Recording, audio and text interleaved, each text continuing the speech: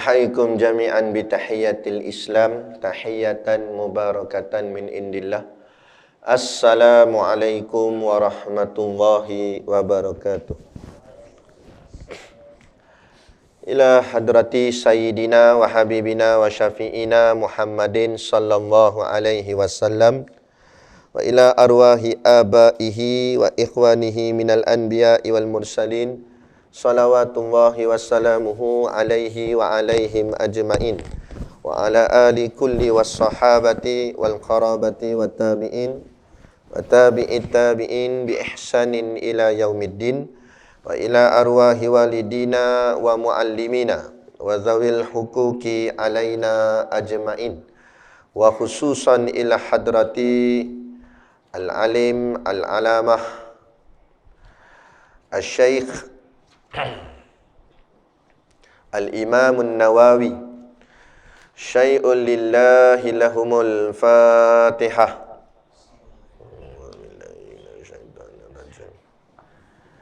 Bismillahirrahmanirrahim. Alhamdulillahi rabbil alamin. Arrahmanirrahim. Maliki yaumiddin. Iyyaka na'budu wa iyyaka nasta'in. Ihdinas siratal mustaqim. Siratal ladzina an'amta 'alaihim ghairil maghdubi 'alaihim waladdallin. Amin. Bismillahirrahmanirrahim. Alhamdulillahi rabbil alamin. Wassalatu wassalamu ala asyrafil anbiya'i wal mursalin wa ala alihi wa sahbihi ajma'in. Subhanaka la ilma lana illa ma 'allamtana innaka antal alimul hakim. Rabbi shrah li sadri wa yassir li amri wahlul 'uqdatam min lisani yafqahu qawli. Wala haula wala quwwata illa billahil aliyyil azim. Amma ba'd. Qala Allah subhanahu wa ta'ala fil Qur'anil Karim. A'udzu billahi minasyaitonir rajim. Inna anzalnahu fi lailatul qadr. Shadaqallahul azim. Yang bermaksud inna anzalnahu fi lailatul qadr.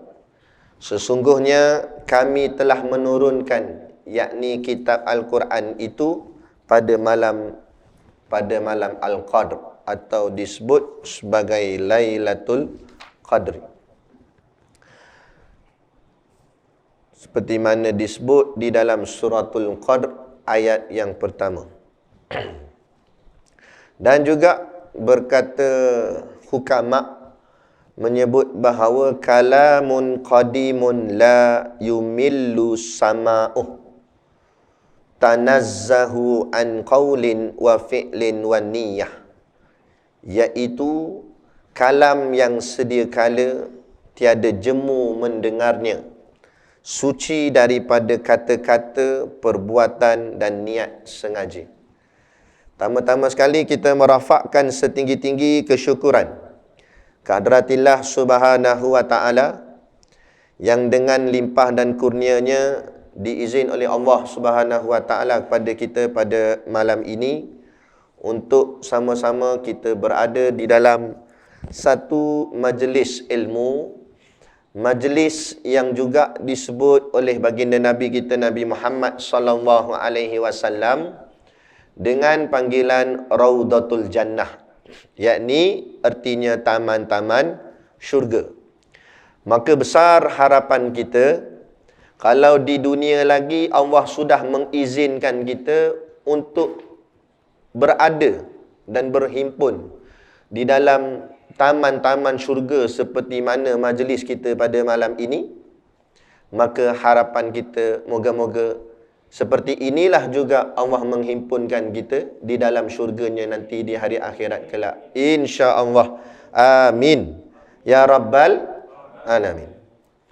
Yang saya hormati pengerusi surau dan seluruh saf kepimpinannya, para imam, para bilal, tuan-tuan siap yang tak dapat kita nak sebutkan namanya satu persatu, yang amat-amat disanjungi para asatizah, alim-alim ulama, tuan-tuan guru, ustaz ataupun ustazah yang hadir pada malam ini, mohonlah ditegur kepada hamba yang fakir dalam bidang ilmu ini, sekiranya apa yang disampaikan dan dikongsikan ada salah dan silapnya. Yang kita kasihi ayah-ayah, ibu-ibu, pemuda-pemudi, muslimin dan muslimat yang dirahmati Allah sekalian. Baik, seperti mana yang telah disampaikan oleh pengurusi majlis tadi, jadi kita adakan ceramah pada malam ini yang tajuknya kita nak mengupaskan tentang syafa'atul Quran, iaitu syafaat Al-Quran. Dan pada malam ni pengisian yang kita kupaskan pada malam ni, saya merujuk daripada sebuah kitab yang bernama At-Tibyan fi Adabi Hamalatil Quran, iaitu kitab yang menerangkan, yang menyampaikan kepada adab kita dengan Al-Quran, yang dikarang oleh Al-Imamun Nawawi. Baik, kita kembali kepada tajuk kita pada malam ni, iaitu syafa'atul Quran. Pertama sekali kita kena faham dulu apa yang dimaksudkan dengan syafa'ah, ataupun cakap Melayu kita panggil syafaat. Apa tu syafaat? Syafaat ni dari segi bahasa dia artinya pertolongan. Jadi syafaat ini maksudnya pertolongan ke atas sesuatu, ke atas seseorang. Tapi yang bersabit dengan ayat Al-Quran, syafaat itu ialah syafaat yang dimaksudkan ialah syafaat pertolongan Allah atas izin Allah. Mutlak syafaat ini adalah daripada Allah, dan syafaat ini terhasil nanti di hari akhirat dengan izin Allah. Ya. Syafaat dia terbahagi kepada 4. Yang pertama namanya syafaatul Quran, syafaat Al-Quran. Yang kedua syafaat Rasul, Nabi kita Nabi Muhammad sallallahu alaihi wasallam. Yang ketiga syafaat syuhada, daripada para syuhada, sahabat-sahabat, saudara-saudara kita di Palestin yang gugur syahid, syuhada. Yang keempat syafaatul ulama, itu syafaat daripada orang-orang alim ulama. Jadi, tetapi walaupun pembahagian ni ada 4 tadi tu, tapi dia punya kunci dia, keempat-empat syafaat ni semuanya atas hak Allah. So, atas hak Allah ni, iaitu dengan izin Allah. Kalau Allah izin, baru dapat. Kalau Allah tak izin, tak kira. Hatta baginda Nabi kita Nabi Muhammad SAW sendiri pun, kalau nak memberikan syafaat, mesti atas izin Allah. Maksudnya, bukan Allah tak mengizinkan Nabi bagi syafaat. Allah izin. Tapi kepada siapa tu, itu tergantung. Itu ke atas Allah. Allah nak bagi pertolongan tu, boleh lepas kat siapa. Dan soalan yang kedua, kenapa ada pertolongan? Kenapa ada pertolongan? Sebab apa ada pertolongan? Tolong ni selalunya kalau kita bahasa mudahnya, kita cakap ni, bila ada tolong itu maksudnya ada apa? Sinonimnya. Ada kesusahan. Kalau benda tu senang, tak ada benda nak tolong apa ni? Betul tak? Macam kawan tu duduk saja. Mai aku tolong hang, dia pun tanya balik, hang nak tolong apa? Tolong duduk saja gak hang. Mana ada orang duduk saja nak tolong? Melainkan kalau orang tu tengah buat sesuatu, angkat benda berat ke dan sebagainya, apa orang kata, mai aku tolong, nak tolong angkat sekali. Maknanya sesuatu yang susah barulah ada pertolongan. Jadi bila disebut dalam Quran, Allah sebut tentang syafaat yang kita sebut tadi, yang akan perkara tu akan berlaku nanti di hari akhirat, itu menunjukkan akhirat tu nanti susah. Sebab tu kata tok guru kami, guru kita lah, Tuan Guru Siddiq Noh, kata jangan sombong. Jangan rasa angkuh, jangan rasa hebat, seolah-olah kita ni confirm dah ahli syurga dengan amal ibadat kita. Belum tentu. Sebab tu kita perlu mengharapkan syafaat-syafaat ni. Betul memang kita dah buat ibadat, tapi kita yakin ke ibadah kita itu Allah terima? Tak payah jauh lah, solat maghrib tadi sudah.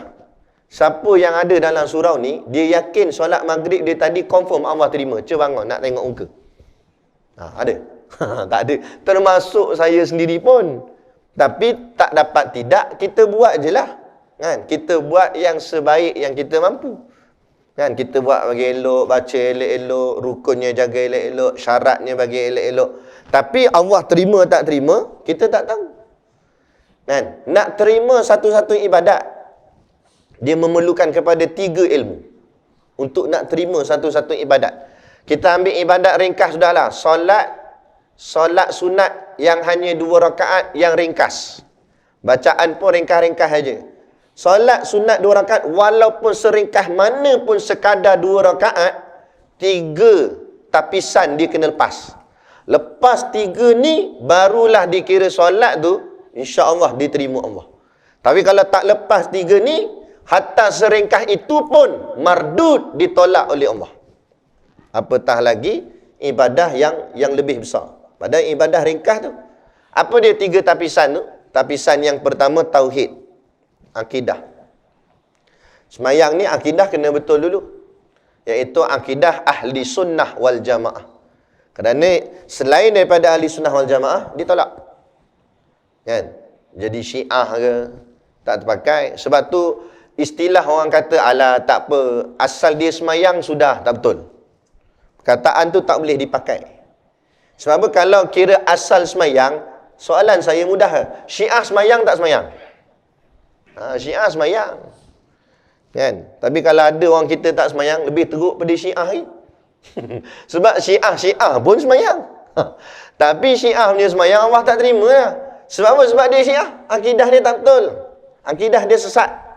Sebab apa akidah Syiah sesat? Sebab salah satu daripadanya, banyak kalau nak senaraikan. Salah satu daripadanya, fahaman Syiah mengatakan malaikat Jibril tersilap hantar wahyu. Patutnya dia nak pergi rumah Saidina Ali, tapi dia pergi kat Nabi kita Muhammad SAW. Maka Nabi kita Muhammad lah jadi Nabi. Patut Saidina Ali jadi Nabi, dia kata. Itu salah hantar. Dia ingat malaikat Jibril macam JNT kan? macam Poh Malaysia kan? JNT ke apa. Tu memang kadang-kadang sekali-sekala tersilap ke hantar barang, betul tak? Lagi-lagi kalau gaji lambat masuk ke, tersilap dia hantar. Tak apa, dia manusia. Ini malaikat. Mengingat malaikat dengan manusia sama. Kan? Malaikat ni tak pernah buat silap, tak pernah buat salah. Jadi, sebab fahaman dia yang songsang macam itulah, maka akidahnya tertolak, tak terpakai. Malah dia menghina pula para sahabat-sahabat Nabi dan sebagainya. Jadi, akidah Syiah tak diterima. Lagi banyak lagi fahaman-fahaman. Sebagai contoh lagi, fahaman Wahabi. Hati-hati. Kan? Syiah ni memang kita kenal dah dan kita tolak dah. Tapi yang berlaku di negara kita hari ni, yang tersebar ni, ada satu lagi fikrah yang bahaya, nama dia Wahabi. Hati-hati. Sebab kalau sekadar dia membida'ahkan amalan, bukanlah kita kata tak apa, tapi okey lagi. Kan? Contoh dia kata, okey, kunut ni tak wajib pun. Kan? Tak apalah sebab itu khilaf mazhab. Memang ada mazhab yang anggap kunut ni tak sunat. Kan? Memang mazhab kita Imam Syafi'i memang kata tak wajib, tapi kunut tu kita kata sunat. Tapi ada mazhab dia tak meraihkan kunut, maknanya tak payah kunut. Semayang subuh, semayang gitu je. Kan? Tak apa lagi. Dia membida'ahkan baca Yasin malam Jumaat. Tak apalah, tak baca Yasin pun bukan dosa pun kita. Kan? Kalau tak baca Yasin malam Jumaat. Jadi benda-benda tu tak apa lagi. Khilafiyah mazhab je. Tapi kalau sampai dia kata Allah duduk di langit, ini masalah akidah. Sampai dia kata Allah ada tangan. Berdasarkan ayat Quran, yadullahi fawqa aydihim. Tangan Allah di atas tangan mereka. Bila ditanya, ma makna yadullah? Apa makna tangan Allah? Dia kata, Allah ada tangan sungguh. Jadi, mengorgankan ataupun membentukkan Tuhan. Ada kepala, ada tangan. Ini mujassimah nama dia. Yakni menjisimkan Tuhan. Jadi menyamakan Tuhan seperti makhluk. Akidah begini, akidah yang tertolak. Maka hati-hati. Puak-puak ni ramai ni. Dalam TV ada. Dalam jabatan agama Islam pun ada. Tu hati-hati. Tu masalah ni. Dia pakai macam kita pakai tak? Kan? Kadang kopiah dia kopiah standard lah. Serban pun ada dia pakai. Selalunya kita ingat serban ni geng-geng kita dah, ahli sunnah wal jamaah. Tak. Kadang-kadang dia acah-acah tak pakai serban. Besar lagi pada kita tu. Besar kali serban. Betul hati-hati. Dia ada dalam majalah-majalah agama, kadang-kadang dia ada bercakap. Dia ada buat penulisan dia. Sebab tu hati-hati. Zaman kita ni, zaman ujian, zaman fitnah, zaman cabaran. Sebab itulah rajin-rajinlah berdoa kepada Allah Ta'ala, minta Allahumma arinal haqqa haqqa. Ya Allah, tunjukkanlah yang benar itu benar. Sebab kita sentiasa berada di dalam kekeliruan. Kita tak tahu mana yang benar, mana yang salah. Ditambah pula kita ni lemah imannya. Tambah lagi lemah ilmunya. Kan? Jadi kita perlu pertolongan Allah. Lepas tu jangan cakap besar lah. Walaupun sekalipun mungkinlah kita ni alim, ilmu banyak, tapi berapa ramai orang alim juga kecundang di sisi Allah. Baca dalam kitab Jauharul Mauhub, bukan orang biasa, wali Allah. Seorang wali Allah, akhirnya matinya dalam kesesatan. Dia wali. Kan? Dia wali Allah. Allah uji dia dengan seekor iblis. Iblis ni dia boleh menyerupai. Dia boleh menyerupai muka siapa-siapa. Muka saya dia boleh menyerupai. Lepas tu kalau nampak saya kat tempat bukan-bukan tu, bukan saya tu. Tu iblis tu. Dia boleh menyerupai. Yang dia tak boleh menyerupai ni wajah Rasulullah. Rasulullah dia tak boleh. Tapi lain orang tu boleh. Ulama ke tok guru ke semua dia boleh menyerupai. Jadi iblis ni datang dekat ulama ni dalam keadaan rupa seperti seorang ulama yang hebat. Ulama dengan jubah putihnya, dengan janggut labuhnya, dengan tasbih bukan pegang kat tangan dah, gantung kat leher tu kan. Besar-besar bola pimpong tasbih. Tengok kayu sugi celah telinga. Tengok warak sungguh lah, nampak siap dengan pegang kayu apa semua kan, pegang tongkat. Ni memang wali sungguh lah. Datang. Ya. Kemudian seolah-olah dia ni macam musafir, nak minta tompang. Jadi ulama ni hebat ni. Ulama ni wali Allah, anak murid ramai. Kan? Sehingga kan ada dalam kitab cerita, anak murid dia saja boleh sampai satu tempat ke satu tempat dalam masa sekejap. Orang panggil ilmu lipat bumi. Wali-wali kan ada karamahnya. Jadi anak murid saja boleh sampai dari satu tempat sekelip mata. Tu anak murid dah tok guru. Belum sempat niat sampai dah. Makna power lagi lah contoh. Kan? Jadi datang yang iblis yang menyamar ni dalam rupa ulama ni, datang nak menompang tidur di rumah dia. Dia ulama, dia baik lah. Dia pun bagi tompang boleh. Kan? Tapi dia tengok kawan ni gaya ni lebih pada aku lagi kata. Tengok nampak warak sungguh. Kita kalau tanda dahi sebab konon-konon sebab bekas sujud agaknya, tanda ada 2 tanda. Dia sampai 5 tanda. Hebat sungguh dia ni. Kan? Jadi satu malam tu dia tengok yang iblis ni tadi, dia tak tahu tu iblis sebab menyamar. Jadi dia tengok orang ni semayang sampai tak tidur malam. Duduk semayang. Daripada pas isyak tu sampai ke subuh. Pas semayang. Kata, dahsyat sungguh dia. Aku walaupun semayang malam, semayang tahajud, tidur tak? Dia sampai tak tidur. Lepas tu esok siang dia sapa makan, buat sarapan pagi. Dia kata minta maaf puasa. Puasa pula tu. Dah tadi malam bukan main hebat sampai tak tidur. Siang puasa. Apalah puasa. Lepas tu bila maghrib buatlah makan buka. Dia kata saya puasa tak pernah buka. Allah. Lagi dahsyat kata. Kok mana dia ni kan? Hebat sungguh dia ni. Amalan dia dahsyat sungguh. Lain kali tanya, macam mana awak jadi hebat macam ni? Dia kata. Ni iblis ni. Tapi dia tak tahu lah tu iblis. Iblis ni kata, saya ni dulu buat maksiat. Saya kaki maksiat. Saya banyak buat dosa. Lepas tu, Lepas tu saya rasa bersalah saya dengan Tuhan. Jadi menyebabkan hati ni rasa bersalah sangat, akhirnya berubah hidup saya nak buat taat ni tak henti-henti. Sebabkan rasa bersalah tu sangat. Sebab bersalah sangat buat dosa tu, saya nak buat ibadat ni tak berhenti-henti. Tu. Oh, macam tu katanya. Habis kalau saya nak jadi macam awak, yang ulama ni. Pada ulama ni, amalan dia pun hebat dah. Kan? Tapi dia tak boleh senang, tak boleh tengok orang lain nampak lebih hebat pada dia. Ni masalah hati juga. Pada tu ulama dah tu. Pun Allah uji. Apatah lagi kita. Kan? Ular dalam semak. Kenapa? Tu ulama tu. Kan? Akhirnya dia tanya. Dah kalau saya nak jadi macam awak macam mana? Weh, payah dia kata. Tolonglah kata. Saya pun nak jadi macam awak kak. Sampai semayang tak tidur. Sampai puasa tak buka. Kata. Boleh dia kata. Tapi susah sikit lah. Tak apa, susah pun saya sanggup buat. Kalau macam tu, sebabkan saya jadi macam ni sebab saya buat maksiat dulu. Baru saya jadi macam ni. Jadi kalau awak nak jadi macam saya, awak kena buat maksiat dulu. Kata. Nampak dah? Mainan setan. Kan? Awak kena buat maksiat dulu. Bila awak buat maksiat, baru awak datang rasa bersalah tu. Rasa bersalah tu yang menyebabkan awak akan buat ibadat macam saya buat. Okey, baiklah, boleh. Tak ada masalah, dia kata. Sebab dia sangka iman dia kuat. Sangka buat dosa sikit-sikit, tak ada hal lah. Kan? Dia rasa dia power dah. Okey. Jadi dia kata, apa maksiat yang saya kena buat? Maksiat yang awak kena buat, awak kena, kan, bunuh orang. Awak kena bunuh orang. Dia kata, bunuh orang? Bunuh orang berat sangat, dia kata. Itu dah melibatkan nyawa orang lain. Kan, kalau ikut hudud pun, teruk saya nanti kena. Kan, hukum Allah ni kalau kena, teruk sebab sampai membunuh orang. Besar sangat tu dosa tu. Kecil sikit ada tak? Dia kata.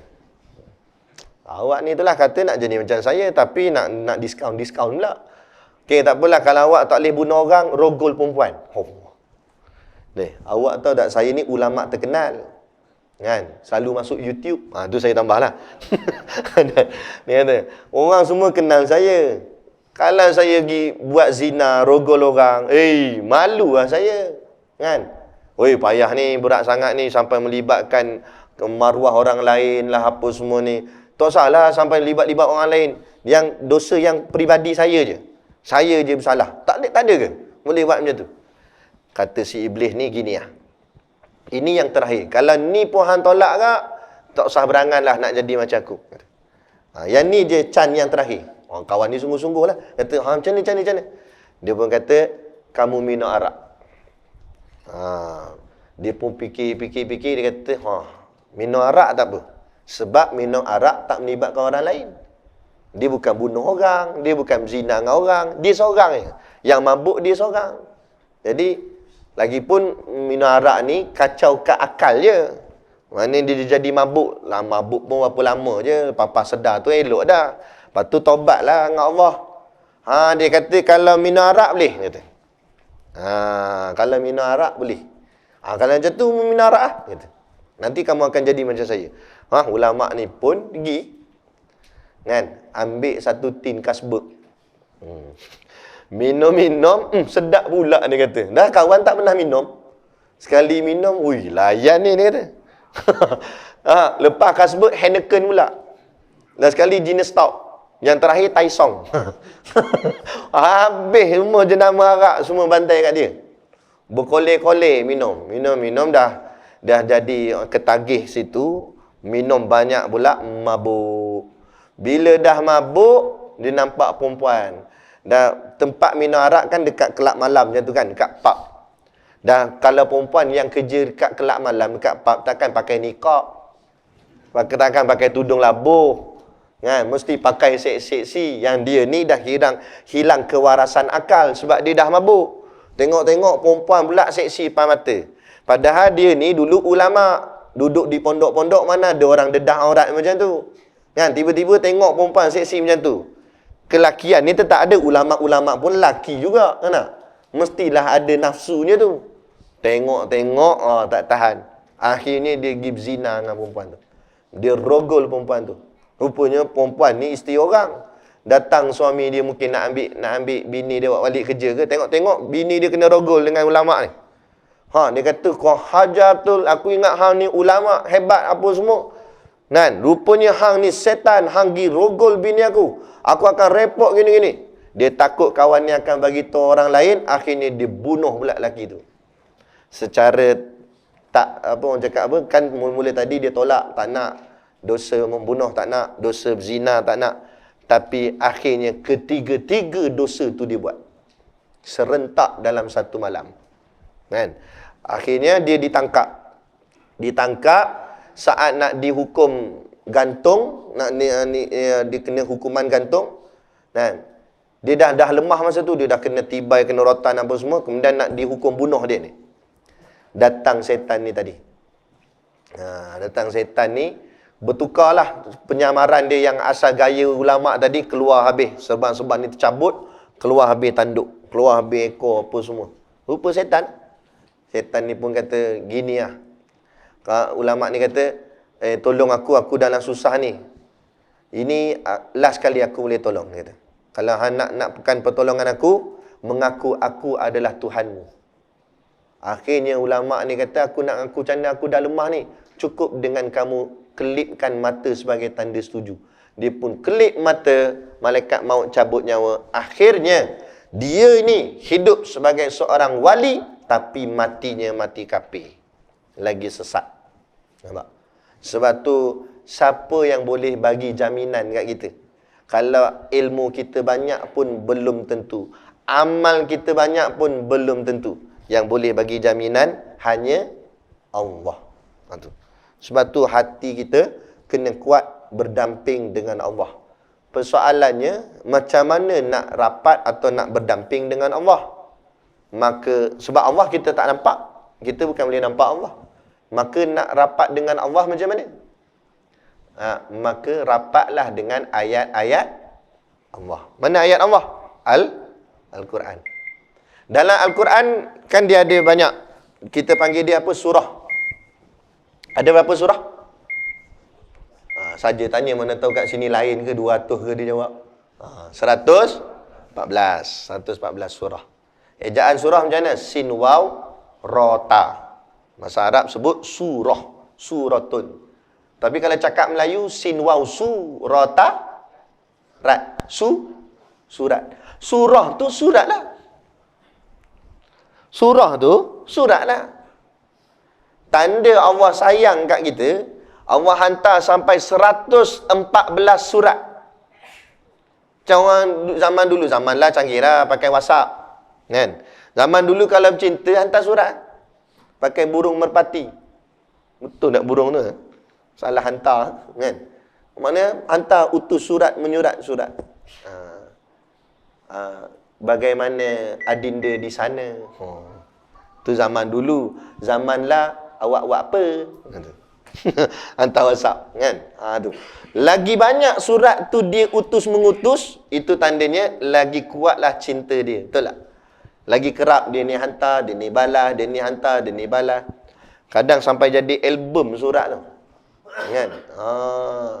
Sampai apa nama anak nak kemah-kemah rumah anak raya, kemah-kemah jumpa satu ni bekas. Ni apa ya kata? Jangan kacau. Ni awet ayah dulu. Jangan beritahu makmu. Kan? Punya sayang, nostalgia. Tu surat.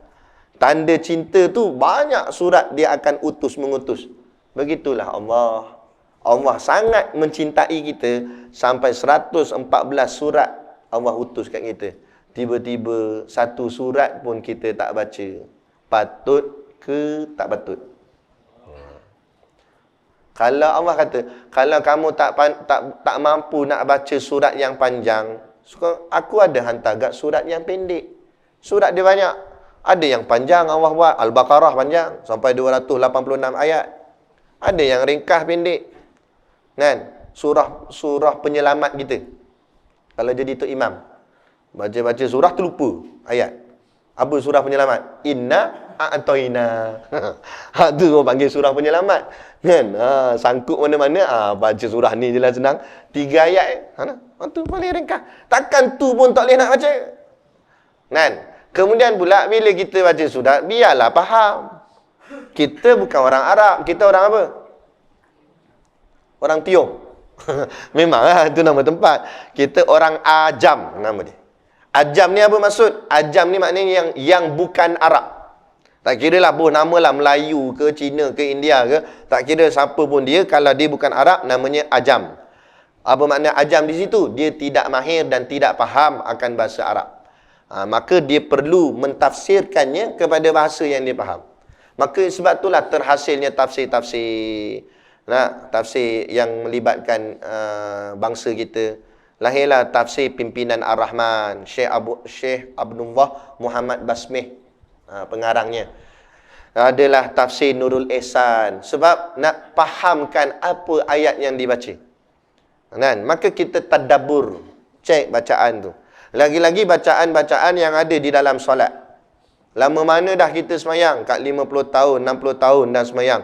Takkan Fatihah masih lagi tak boleh nak terjemah, tak boleh nak faham makna dia. Kan? Kita petang-petang tak ada buat apa dah, zaman pencen dah. Kan? Tak ada benda nak buat apa ni, ambil terjemahan Quran ke atau kitab tafsir Quran, baca balik. Kan? Tak boleh banyak, tak boleh semuka, setengah muka. Tak boleh setengah muka, satu ayat. Satu ayat pun jadi ya. Alif lam mim, sadaqallahul azim. Alif lam mim ya. Cucu kata, pendek ni ayat. Apa aku baca gak mak hang tidur je kata.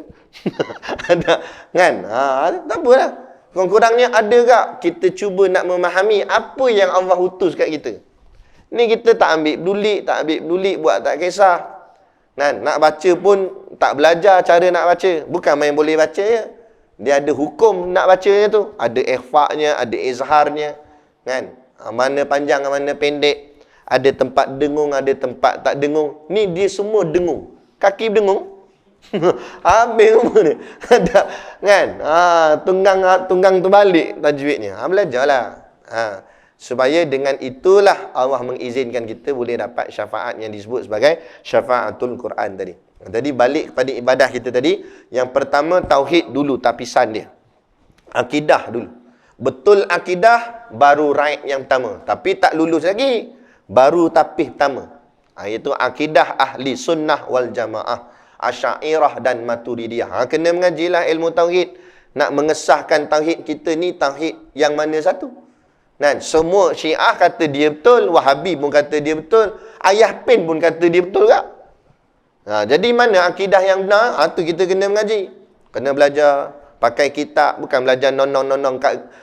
Jangan belajar dengan Syekh Al-Googley. Tahu Syekh Al-Googley? Google? Kan? Pakai kitab Al-Facebooki. Facebook belajar, ambil kod main internet situ je. Tak mau. Ni belajar biar dengan kitab talaki dengan guru. Biar faham apa tu sifat 20. Kan? Macam mana yang dikatakan sifat nafsiyah. Macam mana yang dikatakan sifat salbiyah. Sifat ma'ani. Sifat ma'nawiyah. Kena faham apa maksud la ilaha illallah. La tu nafi apa? Ilah tu apa dia? Illa tu pula apa benda? Allah tu apa benda? Dihurai satu. Baru kemah kita punya akidah. Baru kita yakin dengan sebenar-benar yakin. Kita kenal Allah yang disebut sebagai ma'rifatullah. Ni ada orang kata tu tak boleh mengaji ilmu makrifat ni kata. Orang panggil makrifah, dia makrifat. Tak boleh mengaji ilmu makrifat. Saya tanya dia, kenapa tak boleh? Ilmu tu tinggi Ustaz. Memanglah tinggi mu letak kitab atas rak sampai nak ambil pun tak dapat. Tu jadi tinggi. Tinggi tak tinggi wajib mengaji. Kan? Sebab Imam Ghazali kata la tasihul ibadah ila ba'da ma'rifatil ma'bud. Tidak sah ibadat seseorang melainkan setelah dia kenal siapa yang dia sembah. Kalau tak kenal Allah, macam mana nak mengaku aku sembah Allah? Allah pun dia tak kenal. Sembah siapa? Kan? Kalau setakat sebut Allah, semua orang boleh sebut Allah. Tak payah kata orang Islam ni, Acong Mutusami boleh sebut Allah, betul tak? Kita tanya, Acong kan? Cakap dengan Acong. Itu Tuhan orang Islam apa nama? Dia boleh jawab tak? Dia boleh jawab sebab dia duduk dengan kita Melayu. Kan?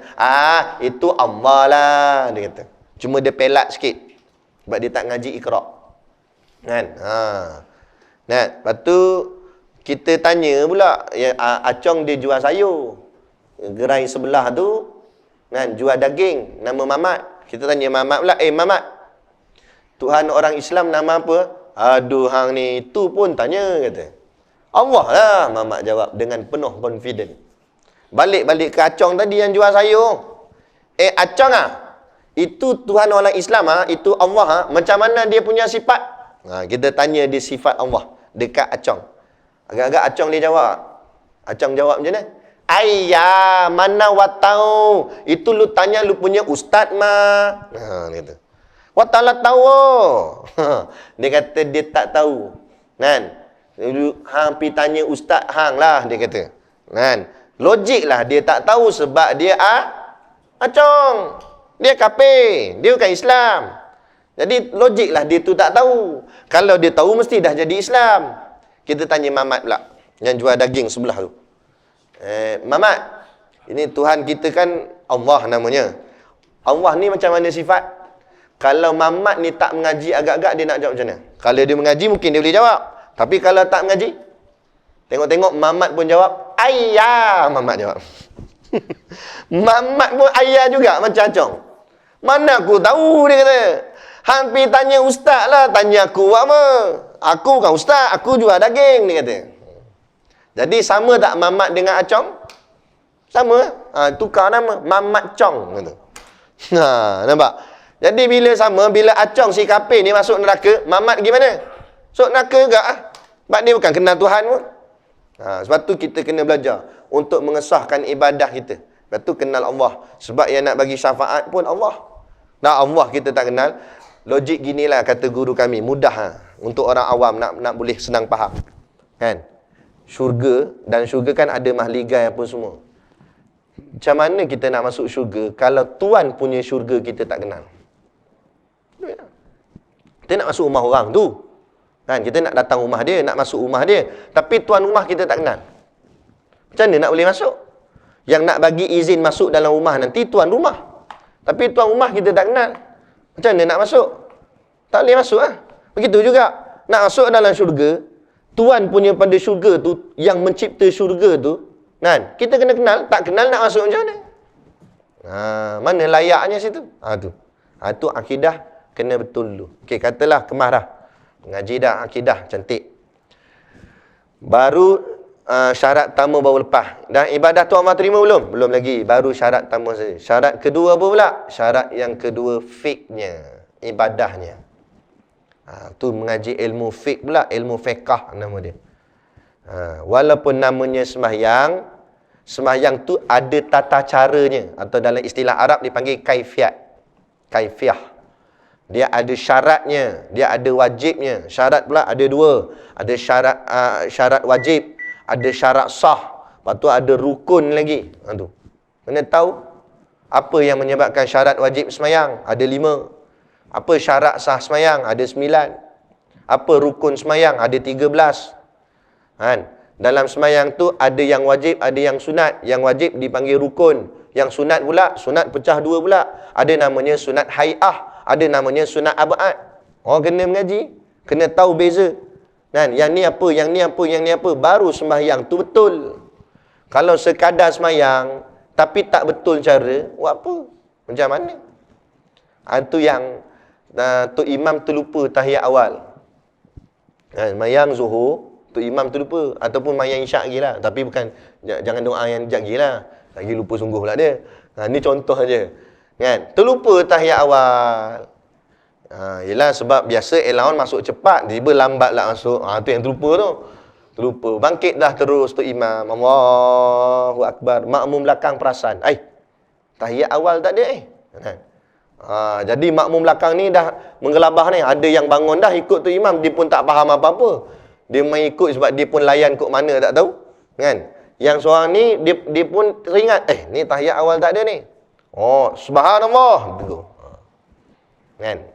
Subhanallah. Kali yang ketiga, keras sikit. Subhanallah. Kan? Tok Imam pusing belakang, dia. Tak terpakai dah. Kan? Ataupun dia geram sangat, dia kata tahiyat awal. Kan? Contoh. Katakanlah Tok Imam tu turun balik duduk. Macam? Yang belakang ni pun terkekeh, Tok Imam duduk balik, aku pun duduk balik kak. Habis. Jam habis satu jemaah tu. Rosak habis. Solatnya batal. Apa batal pula Ustaz? Sebab tahiyat awal bukan wajib. Barang dalam solat, barang wajib sahaja. Yang wajib kita kembali ke tempat dia sekiranya kita terlupa ataupun tertinggal. Contoh terlupa rukuk. Alah dolin amin, batu baca inak atau inah tadi, kan? Habis semua terus sujud. Dalam sujud baru teringat, rukuk tak lagi. Kita kena wajib bangkit balik dan rukuk balik. Sebab rukuk wajib, iktidal wajib, sujud wajib. Tapi tahiyat awal tidak wajib. Tahiyat awal termasuk dalam perkara sunat. Sunatnya nama sunat abad. Maka bila tertinggal, tak boleh patah balik. Barang sunat tak boleh patah balik. Teruskan saja. Cuma bagi benda yang dinamakan sunat abad, maka disunatkan dia sujud sahwi di hujung last sekali bila tahiyat akhir nanti. Kenalah tahu benda ni. Kalau tak, tu dia jadi cacah merbah. Kan? Nak Tok Imam turun balik, dia, aku nak diri ke nak duduk? Nak diri. Lah kali dia, aku bijak sikit, aku ambil jalan tengah. Dia pun duduk separuh. Tak diri sangat, tak duduk sangat. Dia kata, aku betul sekali ya. Dia pun tak betul juga. Ampun. Ada kata, fake kena belajar. Jadi bila dah belajar fiqh, baru tahu apa syarat, apa rukun, kaifiat semayang macam mana. Okey, dah jelas, dah faham. Barulah lepas syarat yang kedua. Ibadah tu Allah terima dah? Belum lagi. Baru syarat 2 syarat aja. Baru cara semayangnya tu betul. Syarat ketiga pula, apa dia? Tasawuf. Tasawuf ni membahaskan bicara tentang dalaman, iaitu hati kita. Semayang tu pula Allah tilik dengan hati kita. Kan? Allah tengok hati kita. Kan? Hati tu semayang tu ikhlas ke tak ikhlas? Ke semayang kerana orang? Kadang kita, rajin pergi surau. Mau tak rajin? Rumah depan surau. Kan kalau aku tak pergi, orang kata apa? Orang kata apa? Sebab dia fikir orang kata. Dia kan fikir Allah kata. Jadi hati tak ikhlas. Bila hati tak ikhlas, Allah tak ambil, tak pakai. Walaupun akidah betul dah tadi, syarat pertama tadi, lepas dah dia betul-betul ahli sunnah wal jamaah, fake-nya pun betul. Semayang dia jangan kira, semayang betul-betul. Angkat tabir dia macam nak masuk roh. Tak bergerak. Orang lain kadang-kadang ada, gak garu-garu dia diam. Sampai burung buat sarang atas kepala. Burung ingat tunggul kayu. Nak kata hebatnya punya semayang. Tiba hati dia kerana nak tunjuk kat orang. Riak.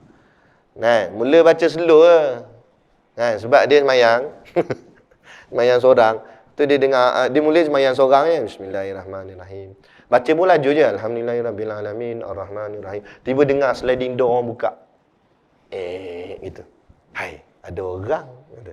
Allazi. Tengok. Taranum tu koi. Tengok. Dan, dah macam mana? Kan? Kadang-kadang kan, orang tanya ulama, apa yang dimaksudkan dengan makna ikhlas? Ada tak satu surah yang namanya suratul ikhlas? Kan? Kenapa surah tu dinamakan suratul ikhlas? Sedangkan tidak ada pun perkataan ikhlas dalam surah tu. Dia ada 4 ayat kan. Mana ada sebut ikhlas? Qul huwallahu ahad, Allahus samad, lam yalid wa lam yulad wa lam yakul lahu kufuwan ahad. Tak ada pun innal ikhlas, tak ada. Tapi dinamakan suratul ikhlas. Sebab apa?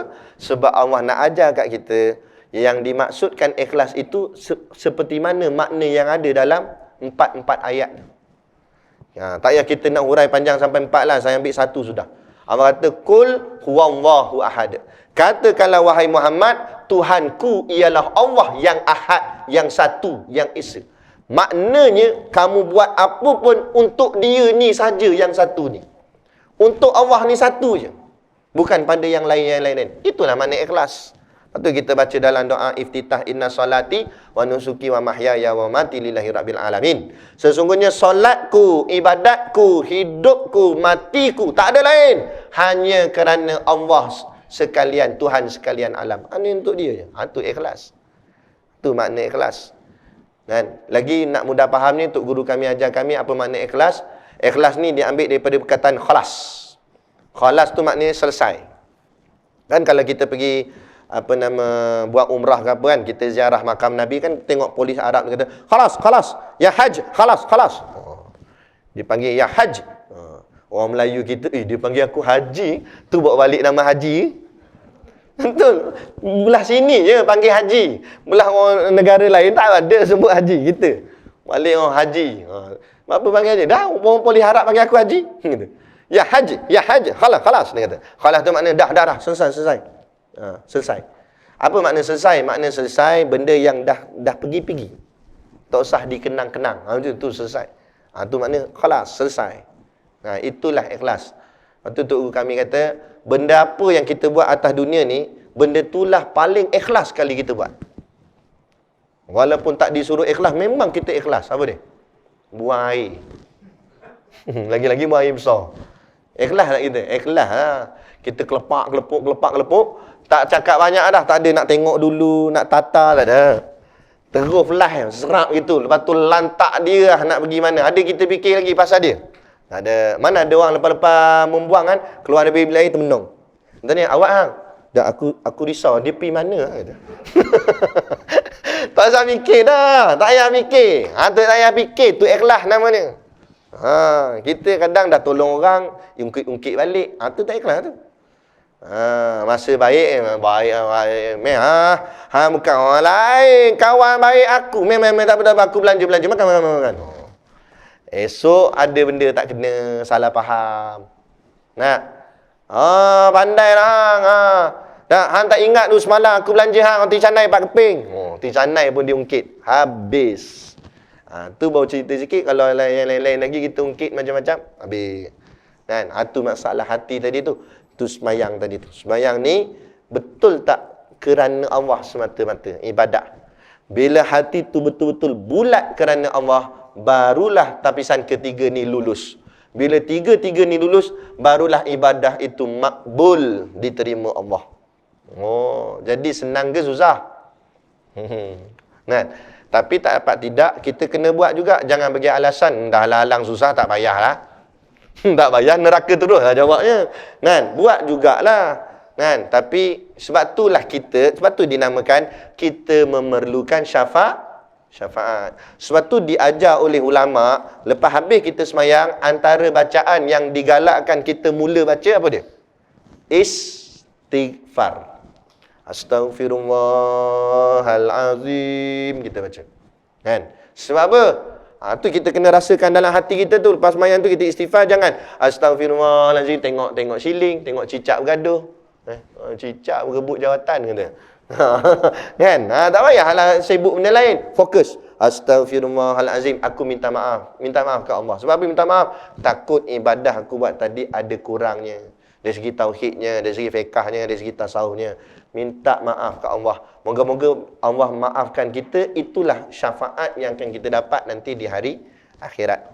Allah berikan syafaat pertolongan kat kita. Sebab tu kata Tok Guru kami, Tuan Guru Siddiq Noh, dia kata, kalaulah tanpa syafaat yang keempat-empat tadi tu, syafaat Quran, syafaat Nabi, syafaat syuhada, syafaat ulama, kalaulah tanpa empat-empat syafaat tu silap-silap, bukan silap-silap, entah mungkin dia kata, kita ni masuk neraka dah, kata dia. Yang kata tu bukan orang biasa, Tok Guru. Dia alim, amal pun banyak, lebih pada kita lagi. Kan? Tapi dia sendiri pun kata, silap-silap, duk neraka dah rasanya. Kan? Melainkan dapat syafaat tadi inilah kita terselamat dari azab, daripada api neraka. Tengok-tengok alamatnya, alamak, dosa dah menimbun banyak. Tiba Allah izinkan syafaat ni tadi. Kan? Khususnya syafaat yang paling besar, syafaatul kubra. Syafaat paling besar itu syafaat Al-Quran. Kan? Al-Quran akan datang membela nasib kita. Kerana apa? Quran kata, dulu di dunia, di saat orang tak pedulikan aku, tapi dia seorang pedulikan aku. Jadi di saat dia sunyi seorang-seorang ni pula, di hari kiamat ni, tak ada siapa pedulikan dia, aku pedulikan dia. Itu balasannya. Jadi, hidup diri kita dengan keluarga kita dengan Al-Quran.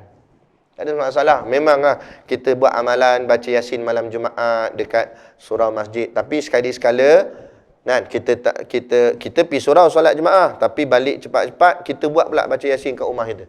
Hidupkan suasana rumah tu seperti mana suasana masjid, suasana surau. Dalam masjid ada baca Al-Quran, rumah pun biar ada baca Quran. Kat masjid ada bacaan zikir, dalam rumah pun ada bacaan zikir. Jangan zikir Quran bunyi saja di masjid, kat rumah raja lawak mega. Kat rumah nyanyi-nyanyi, joget-joget, wrestling pula tu, spender saja pakai. Kan? Jadi dekat sini macam malaikat dah. Kat rumah dah macam dajjal pula dah.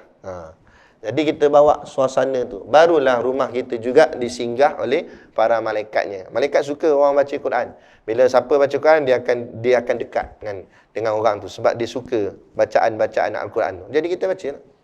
Dan kemudian bila kita baca Quran pula, hadis Nabi sebut, siapa yang bacanya tak lancar, tersekat-sekat, kan, maka dia dapat 2 pahala. Dan siapa yang bacanya lancar, dapat 1 pahala. Tapi siapa yang dah lancar, jangan buat-buat tersekat pula. Alat macam tu. Nampak ni? Dah dapat 2 pahala kata. Bukan maksud macam tu. Maksud 2 pahala di sini, Nabi nak maksudkan, walaupun dia tak pandai, bacanya sangkut-sangkut, tapi dia tetap usaha untuk baca. Dia buat juga sungguh-sungguh. Itu sebagai tunjuk kesungguhannya pada Allah. Kesungguhan itulah Allah balas dia dengan syurga, pahala yang lebih. Jadi tak ada alasan. Kenapa tak baca Quran? Saya baca lambat Ustaz, sekat-sekat Ustaz. Tak sekat-sekat lah, tak apalah, dapat 2 pahala. Baca biar lambat dah apa. Tak? Baca dah. Orang baca Yasin kita ikut sekali. Orang dah sampai kun fayakun, dia baru Yasin. Punya lambat saja. Tak apalah, kan? Baca. Kan? Baca Al-Quran, amalkan. Kalau setengah masjid surau, mereka buat je ni, lepas main isyak tu baca ramai-ramai. Al-Mulk, kan? Kadang gili-gili pula, selalu baca Yasin, tukar pula baca Al-Kafi. Apa tak ada masalah. Tak ada masalah. Kan? Ada satu masjid tu, saya ada kuliah subuh kat satu masjid tu. Saya tengok amalan dia setiap kali subuh, lepas habis sembahyang subuh, dia ada kuliah. Tapi sebelum start kuliah, Tok Imam akan baca semuka ayat Quran. Dengan jemaah-jemaah semua pun pegang Quran, baca sama-sama. Tok Imam baca dulu, lepas tu jemaah ikut sama-sama bacaan tu. Lepas tu kalau ada mana tak kena, Tok Imam dia tegur lah. Okey, kat sini jaga ni, panjang dia gini-gini, lebih kurang. Kan? Lepas tu baca pula. Dah habis baca tu, baru baca terjemahan dia. Okey, ayat ni cerita pasal apa? Ayat ni cerita pasal apa? Tak usah banyak pun, tak apa. Satu hari tu, satu muka je. Esok satu muka pula. Esok satu muka pula. Lama-lama habis. Kan? Lama-lama khatam. Kan? Kadang, saya pernah pergi ke negara Yaman. Dalam Yaman, dia ada negeri nama Hadramaut. Dalam Hadramaut pula, ada kawasan tempat tu namanya Tarim. Di Tarim ni ada banyak cucu cicit Rasulullah. Orang panggil para habaib. Ramai duduk di situ. Duduk situ ulama-ulama, ramai penuh kat situ. Sampaikan di sana ada satu kubur, makam, perkuburan dipanggil makam Zanbal. Dikatakan yang dikuburkan kat di situ hampir-hampir berlebih kurang 1000 wali di situ. Memang hebat-hebat. Saya sini pakai kat seban. Tapi bila turun kat airport situ, kita buka seban. Kan? Sebab malu. Kan? Bukan malu dengan tok guru dia, dengan ulama dia, dengan orang biasa pun malu. Bapa tak malu ya? Kan? Dekat sana, saya tengok kat masjid dia. Masjid dia tak besar. Negara dia negara susah. Dia mana ada jalan raya macam kita ni, jalan pasir je. Kan? Elektrik pula dalam seminggu, 3 hari ada elektrik, selebihnya tak ada. Elektrik dia kejap ada, kejap tak ada. Kejap ada, kejap tak ada. Macam tu. Negara susah, negara orang susah. Kan? Masjid dia pun tak besar. Masjid dia biasa-biasa je. Lepas tu dekat rak Quran tu, saya tengok Quran tu dia buat 7. Ada 7 buku. Buku 1, buku 2. Tapi sebiji Quran. Tapi buku 1, buku 2, buku 3, buku 4 sampai buku 7. Saya tanya kawan saya yang dah lama mengaji situ. Kenapa Quran dia buat 7 macam tu? Ke lain cara dengan kita ni macam mana? Quran lain ke apa? Quran sama lah Ustaz. Habis tu buat 7 tu. Buat 7 tu, mereka punya amalan, orang Tarim sana, satu hari akan baca 1 buku. Satu hari baca 1 buku. Seminggu ada 7 hari. Kan? Jadi satu hari satu, satu hari satu. Cukup seminggu khatam. Khatam Quran tu. Seminggu khatam. Sebulan ada berapa minggu? 4 minggu. Makna sebulan 4 kali khatam. Kan? Setahun ada 12 bulan. 12 kali 4 48 minggu. 48 kali khatam dalam setahun. Macam mana saya rasa tak rasa saya malu dengan orang kat sana. 48 kali khatam setahun. Kita 48 tahun sekali khatam. Terbalik. Nak angka sama tapi terbalik. Oh, siap dengan bunga telur apa semua. Oh, ni sambut apa ni? Sambut khatam Ustaz katanya. Dah berapa kali dah? Bawa sekali. Bawa sekali. La ilaha illallah. Tak apalah. Jadi jugalah khatam juga. Tapi mereka sana, walaupun hidup dari segi keduniaannya kurang, nak bandingkan kita, keduniaan kita lebih lagi. Tapi akhirat dia jauh lebih lajak daripada kita. Macam di Palestina, tuan-tuan. Kan, kita tengok apa yang berlaku kat Palestin, kita kata kesian. Kesian. Kita pun keluar bahasa cicak kita lah. Kita kata, kesian ni pun kena bom apa semua sana sini. Kan? Tapi cuba fikir balik. Mereka yang kena bom apa semua kat Palestin tu, matinya mati apa? Mati syahid. Saya nak tanya, mati apa yang paling mulia atas muka bumi ni? Melainkan mati syahid. Mati syahid lah mati paling mulia. Kita belum tentu mati syahid lagi. Tak macam mana cara kita mati pun kita tak tahu lagi. Mereka kompom-kompom dah matinya mati syahid. Orang mati syahid ni, tak ada soalan kubur. Bi ghairi hisab, lalu titian sirat sup sepantah kilat. Malaikat nak tanya apa lagi dalam kubur? Malaikat nak tanya, "Marabbuka, siapa Tuhan kamu?"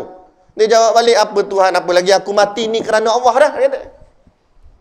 Yang kita ni, malaikat tanya siapa Tuhan kamu, sebab ada di antara kita yang tak kenal Tuhan. Tu malaikat tanya. Yang ni mati apa dah, memang kenal Tuhan dah. Dia mati tu kerana Allah dah. Kan? Aduh. Oh, hebat mati syahid. Kan? Aduh. Jadi kalau ikut dari segi sebaliknya, siapa yang untung? Mereka lah untung. Matinya mati syahid, masuk syurga terus. Kan? Mereka pula tengok kita. Sian kata.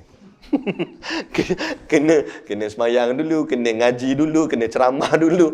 Barulah, itu pun kena bertarung dengan nafsu apa semua. Tahulah boleh nak lepas ke masuk syurga. Macam mereka kedebak-lebuk memang berkecai lah. Kan? Itu zahirnya. Zahirnya memanglah nampak teruklah kena macam-macam kena kan. Tapi Allah tu sebab tu kata Allah Maha Adil. Dunia dia sudah susah, akhirat dia Allah bagi senang. Kita ni Allah bagi dunia senang dah. Maka akhirat pula jadi cabaran kat kita. Jadi susah lah kita. Bila kita ni susah, itulah kita perlukan syafaat. Jadi tengok tika pun dah bentang. Tak boleh lama dah. Jadi cukup sekadar tu dulu. Moga-moga memberi manfaat kepada kita bersama. Jadi kesimpulannya, amalah baca Quran. Tak banyak pun tak apalah. Tapi sekurang-kurangnya ada baca tiap-tiap hari. Cuma kalau ikut hadis, Nabi kata, tak nak bagi hati ni ghaflah, hati ni lalai, paling minimum kena baca 50 ayat. Nabi kata, siapa yang membaca satu hari 50 ayat, nescaya hatinya tidak akan lalai. Maksud tidak lalai ni, hati dia sentiasa ingat Allah. Maka hatinya akan di bawah jagaan Allah, insya-Allah. Tapi yang kita ni kadang-kadang jadi lalai ni, mungkin sebab itulah bacaan ayatnya kurang. Tapi praktikkan insya-Allah. Kan? Kalau nak buat 50 ayat, sekali dengar 50 memang nampak banyak. Gini ya, satu waktu ambil 10 ayat sudah. Subuh 10 ayat, zuhur 10 ayat, asar 10 ayat, maghrib 10 ayat, isyak 10 ayat. Kan? Ni isyak ni sebelum tidur baca dulu 10 ayat. Jadi lengkap satu hari itu 50. Moga-moga dengan amalan kita itu Allah jaga kita di dunia dan Allah izinkan pula nanti kita dapat syafaat, iaitu syafaat paling besar, syafaat Quran nanti di hari akhirat, insya-Allah. Jadi cukup sekadar itulah yang dapat saya kongsikan pada malam ni. Dan macam biasa, macam pengurusi majlis sebut tadi, saya macam Tok Guru Siddiq Nur juga, pergi mana-mana kita ada bawa barang niaga. Tujuannya untuk cari dana sekolah kami. Saya sekolah yang sama dengan Tok Guru. Saya duduk dalam tu juga sama, Pondok An-Nur dan Mahat Tafiz Kiam. Duduk sama situ. Kan? Cuma Tapi bukan serumah lah dengan Tok Guru. Rumah lain lah, saya rumah lain lah. Tapi dalam kawasan yang sama. Sebab tu barang yang kami bawa pun barang yang sama dengan Tok Guru bawa. Jadi bolehlah sekejap lagi tengok-tengok membeli sambil menderma. Itu jualan ya. Itu bukan dapat free. Jadi dia ingat, oh bagus surau. Ada ceramah bagi free. Itu jualan amal. InsyaAllah. Jadi membeli sambil niat menderma. InsyaAllah. Jadi cukup sekadar tu. Wabillahi taufiq wal hidayah. Wassalamualaikum warahmatullahi wabarakatuh. A'udzu billahi minasyaitonir rajim. Bismillahirrahmanirrahim. Alhamdulillahi rabbil alamin. Wassalatu wassalamu ala asyrafil anbiya'i wal mursalin wa ala alihi wa sahbihi ajma'in. Allahumma taqabbal minna salatana wa du'aana innaka antas samiul alim wa tub alaina innaka antat tawwabur rahim. Allahumma ja'al dinana dinan Nabi Muhammadin sallallahu alaihi wasallam wa islamana islamal muslimin wa imanana imanal mu'minin wa salatana salatal khashiin wa a'malana a'mal salihin wa niyatana niyatal mukhlisin wa dhunubana ya Allah dhunubal mustaghfirin wa hayatana hayatal ulama wa mautana bimauti syuhada wa dikhinal jannata ma'al anbiya'i alaihimus salatu wassalam. Rabbana atina fid dunya hasanah wa fil akhirati hasanah wa qina azabannar wa qina azabannar wa qina azabannar. Allahumma ansur ikhwanana al-muslimina fi Palestin. Allahumma ansur ikhwanana al-muslimina fi Palestin. Allahumma ansur ikhwanana al-muslimina fi Palestin. Ya Allah, tolongkanlah dan selamatkanlah saudara-saudara kami yang Islam di bumi Palestin ya Allah. Sallallahu ala sayyidina Muhammad wa ala alihi wa sahbihi wasallam. Subhana rabbika rabbil izzati amma yasifun. Wassalamun alal mursalin. Walhamdulillahi rabbil alamin. Amin ya rabbal alamin. Taqabbalallahu minna wa minkum. Takbir.